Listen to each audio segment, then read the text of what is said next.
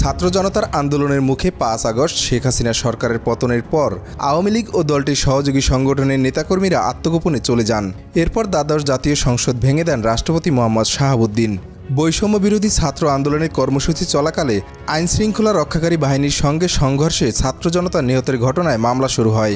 এসব মামলায় সাবেক প্রধানমন্ত্রী শেখ হাসিনা ছাড়াও তার সরকারের বিভিন্ন মন্ত্রী, এমপি ও দলের নেতাদের আসামি করা হয়। এসব মামলায় মন্ত্রী, এমপি সহ শেখ হাসিনার সরকারের সঙ্গে থাকা অন্যদের গ্রেপ্তার করা হচ্ছে, আনা হচ্ছে রিমান্ডে। ৩০ আগস্ট পর্যন্ত শেখ হাসিনা সরকারের সঙ্গে থাকা ১৪ মন্ত্রী, এমপিকে গ্রেপ্তার করে রিমান্ডে আনা হয়েছে। এদের মধ্যে ৬ জন মন্ত্রী এবং ৮ জন এমপি রয়েছেন। তাদের কাছ থেকে হাসিনা সরকারের বিভিন্ন অপকর্মের খোঁজখবর নেওয়া হচ্ছে। অনেকে এক দফা রিমান্ড শেষে কারাগারে আছেন, আবার অনেকে বিভিন্ন মামলায় বা কয়েক দফা রিমান্ডে এসেছেন। রিমান্ডে থাকা এসব ব্যক্তিদের কাছে মূলত গুম, খুন, আইনের অপব্যবহার, লুটপাট, টাকা পাচার সহ সার্বিক বিষয়ে জানতে চাওয়া হচ্ছে। গত ১০ আগস্ট নোয়াখালীর হাতিয়া উপজেলার ওসখালীর নিজ বাড়ি থেকে নোয়াখালী ৬ আসনের সাবেক সংসদ সদস্য মোহাম্মদ আলীকে গ্রেপ্তার করা হয়। গত ১৩ আগস্ট পুরান ঢাকার সদরঘাট থেকে সাবেক প্রধানমন্ত্রী শেখ হাসিনার বেসরকারি শিল্প ও বিনিয়োগ উপদেষ্টা সালমান এফ রহমান ও সাবেক আইনমন্ত্রী আনিসুল হককে গ্রেপ্তার করা হয়। গত ২৯ আগস্ট বাড্ডা থানায় করা সুমন শিকদার হত্যা মামলায় আনিসুল হক ও সালমান এফ রহমানের ৫ দিনের রিমান্ড মঞ্জুর করেন আদালত। এর আগে পৃথক ৩ মামলায় আনিসুল হক ও সালমান এফ রহমানের মোট ২০ দিনের রিমান্ড মঞ্জুর করেছিলেন আদালত। গত ১৫ আগস্ট পাবনায় ১ আসনের সংসদ সদস্য ও সাবেক ডেপুটি স্পিকার শামসুল হক টুকু, সাবেক ডাক, টেলিযোগাযোগ ও তথ্য প্রযুক্তি প্রতিমন্ত্রী জুনায়েদ আহমেদ পলক এবং ছাত্রলীগের ঢাকা বিশ্ববিদ্যালয় শাখার সাধারণ সম্পাদক তানভীর হাসান সৈকতের ১০ দিনের রিমান্ড মঞ্জুর করেন আদালত। এর আগে ১৪ আগস্ট রাজধানীর খিলক্ষেত থানার নিকুঞ্জ আবাসিক এলাকায় আত্মগোপনে থাকা অবস্থায় এ ৩ জনকে গ্রেপ্তার করা হয়। পরে তাদের রাজধানীর পল্টনে এক রিকশা চালককে হত্যার অভিযোগে পল্টন থানায় দায়ের করা মামলায় গ্রেপ্তার দেখানো হয়। ১৫ আগস্ট রাজধানীর খিলক্ষেত এলাকা থেকে ন্যাশনাল টেলিকমিউনিকেশন মনিটরিং সেন্টারের সাবেক মহাপরিচালক মেজর জেনারেল জিয়াউল আহসানকে গ্রেপ্তার করা হয়। তাকে রাজধানীর ঢাকা কলেজের সামনে এক হকারকে হত্যার অভিযোগে নিউ মার্কেট থানায় দায়ের করা মামলায় গ্রেপ্তার দেখানো হয়। ওই দিনই তাকে আদালতে হাজির করা হলে আদালত ৮ দিনের রিমান্ড মঞ্জুর করেন। ১৬ আগস্ট চট্টগ্রামের বাইজিদ বোস্তামি এলাকা থেকে চট্টগ্রাম ১১ আসনের সংসদ সদস্য এম এ লতিফকে গ্রেপ্তার করে পুলিশ।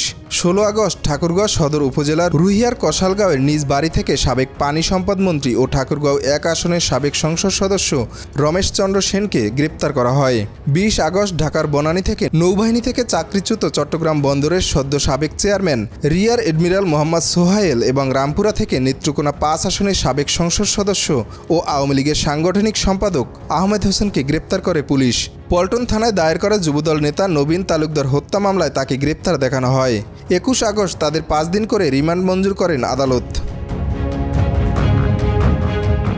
২০ আগস্ট রাতে চট্টগ্রাম শহর কক্সবাজার ৪ উখিয়া টেকনাফ আসনের সাবেক সংসদ সদস্য আব্দুর রহমান বদিকে গ্রেপ্তার করে র্যাব। গত ২২ আগস্ট বাংলাদেশ ওয়ার্কার্স পার্টির সভাপতি ও সাবেক মন্ত্রী রাশেদ খান মেননকে গুলশানের বাসা থেকে আটক করে পুলিশ। পরে রাজধানীর নিউ মার্কেটের ব্যবসায়ী আব্দুল ওয়াদুদ হত্যা মামলায় তাকে গ্রেপ্তার দেখানো হয়। ২৩ আগস্ট তার ৫ দিনের রিমান্ড মঞ্জুর করেন আদালত। গত ২৩ আগস্ট ঢাকার বনানী থেকে জাতীয় সংসদের সাবেক চিফ হুইপ আসমা ফিরোজকে গ্রেপ্তার করে পুলিশ। তিনি পটুয়াখালী ২ আসনের আওয়ামী লীগের সাবেক সংসদ সদস্যও ছিলেন। ২৪ আগস্ট রাজধানীর শান্তিনগরের বাসা থেকে সাবেক বস্ত্র ও পাটমন্ত্রী এবং গাজী গ্রুপের চেয়ারম্যান গোলাম দস্তগীর গাজীকে গ্রেপ্তার করা হয়। নারায়ণগঞ্জের রূপগঞ্জে স্কুল শিক্ষার্থী রোমান হত্যা মামলায় শেখ হাসিনা, গোলাম দস্তগীর গাজী সহ ১০৫ জনের নামে মামলা করা হয়। সেই মামলায় তাকে গ্রেপ্তার দেখানো হয়েছে। ২৫ আগস্ট তার ৬ দিনের রিমান্ড মঞ্জুর করেন আদালত।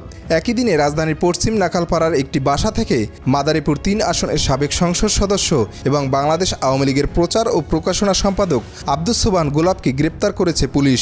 তাকে আদাবর থানায় গার্মেন্টস কর্মী রুবেল হত্যা মামলায় গ্রেপ্তার দেখানো হয়। ২৬ আগস্ট তার ৭ দিনের রিমান্ড মঞ্জুর করেন আদালত।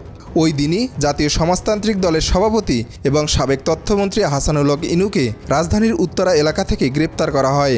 পরে তাকে নিউ মার্কেট থানায় করা ব্যবসায়ী আব্দুল ওয়াদুদ হত্যা মামলায় গ্রেপ্তার দেখানো হয়। ২৭ আগস্ট তার ৭ দিনের রিমান্ড মঞ্জুর করেন আদালত। ২৮ আগস্ট রাজধানীর গুলশান এলাকা থেকে সাবেক বাণিজ্যমন্ত্রী টিপু মুন্সিকে গ্রেপ্তার করে র্যাব। পরে রাজধানীর বাড্ডা থানায় দায়ের করা সুমন শিকদার নামে এক ব্যক্তিকে হত্যার অভিযোগে তাকে গ্রেপ্তার দেখানো হয়। 29 আগস্ট তার 4 দিনের রিমান্ড মঞ্জুর করেন আদালত।